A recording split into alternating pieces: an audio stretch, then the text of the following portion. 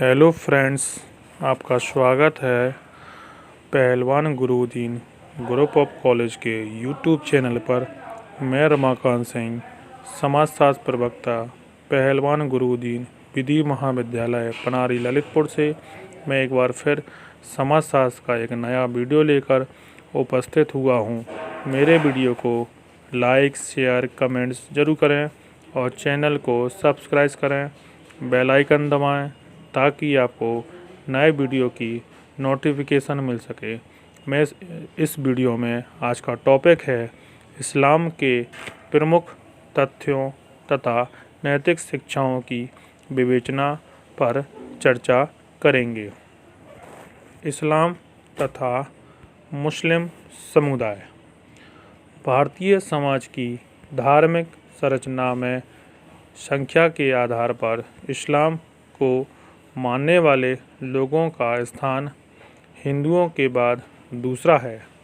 इस प्रकार भारत के बाहर विकसित होने वाले धर्मों में इस्लाम वह सबसे प्रमुख धर्म है जिसने भारतीय समाज और संस्कृति को सबसे अधिक प्रभावित किया है।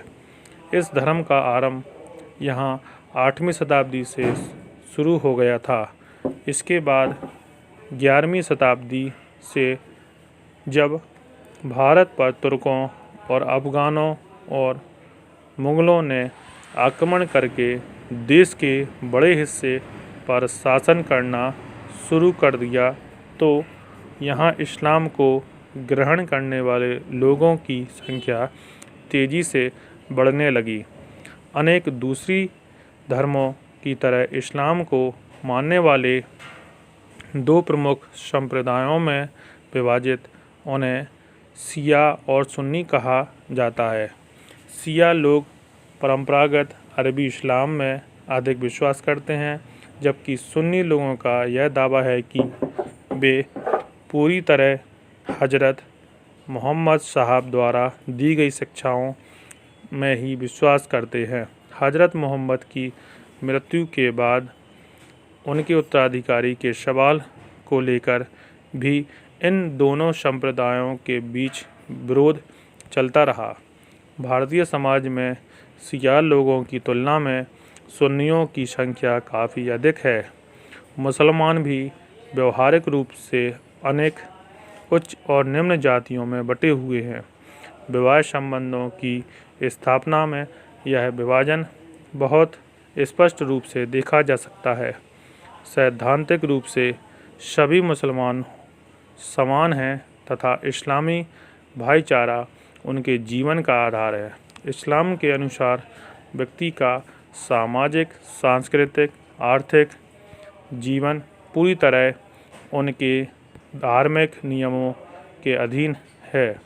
इस दृष्टिकोण से यह जरूरी है कि इस्लाम के प्रमुख तत्व को समझा जाए। इस्लाम के प्रमुख तत्व। इस्लाम के तथ्यों में कुरान, पैगंबर, शरीयत और तारीक़ात प्रमुख हैं। इन्हें संक्षेप में निम्नलिखित रूप से समझा जा सकता है। नंबर 1, कुरान। इस्लाम का पवित्र धर्म ग्रंथ कुरान है। यह विश्वास किया जा सकता है कि अल्लाह ने अपने दूत जिब्राइल के द्वारा जो पाठ हजरत मोहम्मद को सुनाया, उसी को मोहम्मद साहब ने कुरान के रूप में लोगों के सामने रखा। कुरान में कुल 114 अध्याय हैं। इसमें से 90 अध्यायों का संग्रह मक्का में किया गया। यह अध्याय छोटे हैं और उनमें बताया गया है कि रोज़े शुमार, निर्णय के दिन के समय लोगों को किस तरह अपने अच्छे और बुरे कर्मों का फल मिलेगा। बाकी 24 अध्याय मदीना में पूरे किए गए। इनमें उन सामाजिक कानूनों और व्यवहारों के तरीक़ों को स्पष्ट किया गया है जिनका पालन करना सभी मुसलमानों के लिए ज़रूरी है। नंबर 2, पैगंबर मोहम्मद साहब। इस्लाम में हजरत मोहम्मद साहब को कोई अवतार न मानकर ईश्वर के पैगंबर अथवा संदेश लाने वाले व्यक्ति के रूप में देखा जाता है। पैगंबर का काम ईश्वर के निर्देश को सभी लोगों तक पहुंचाना है। पैगंबर में अल्लाह की ताकत का समावेश होता है, इसलिए पैगंबर द्वारा दिए गए संदेश के अनुसार चलना सभी मुसलमान अपने लिए ज़रूरी समझते हैं। नंबर 3, शरीयत। यह इस्लाम का मुख्य आधार है। शरीयत व्यवहार के सभी नियमों का संग्रह करते हैं। इसी को हम मुसलमानों का धार्मिक और सामाजिक कानून कहते हैं। सभी मुसलमान यह ज़रूरी समझते हैं कि शरीयत में जन्म से लेकर मृत्यु तक व्यवहार के जो नियम दिए गए हैं, प्रत्येक स्त्री पुरुष को उन्हीं के अनुसार चलना ज़रूरी है। शरीयत के नियमों का कुरान में भी उल्लेख, इसलिए इसे ईश्वर के संदेश के रूप में देखा जाता है। नंबर 4, तारीकात। यह एक तरह से इस्लाम की उन शिक्षाओं से संबंधित है जो व्यक्ति को अल्लाह के प्रति समर्पण और नैतिक जीवन की ओर ले जाती है। इसी के आधार पर मुसलमानों में एक नए भक्ति संप्रदाय का विकास हुआ, जिसे सूफी संत कहा जाता है। इस्लाम में नैतिक शिक्षाएं। कुरान में इस्लाम से संबंधित जो धार्मिक और नैतिक शिक्षाएं दी गई हैं, उनका खलीफाओं और इमामों द्वारा प्रचार और प्रसार किया जाता है। यह शिक्षाएं मुख्य रूप से 3 हैं: ईमान, इबादत और एहसान। नंबर 1, ईमान। ईमान का अर्थ अल्लाह और उसके पैगंबर अल्लाह द्वारा दिए गए निर्देशों से विश्वास रखना है। इस्लाम के अनुसार अल्लाह के अतिरिक्त और कोई दूसरा ईश्वर नहीं है। पैगंबर अल्लाह का वह प्रतिनिधि है जो इस्लाम को मानने वालों को ईश्वरीय संदेश देता है। पैगंबर स्वयं कोई गुनाह नहीं करता।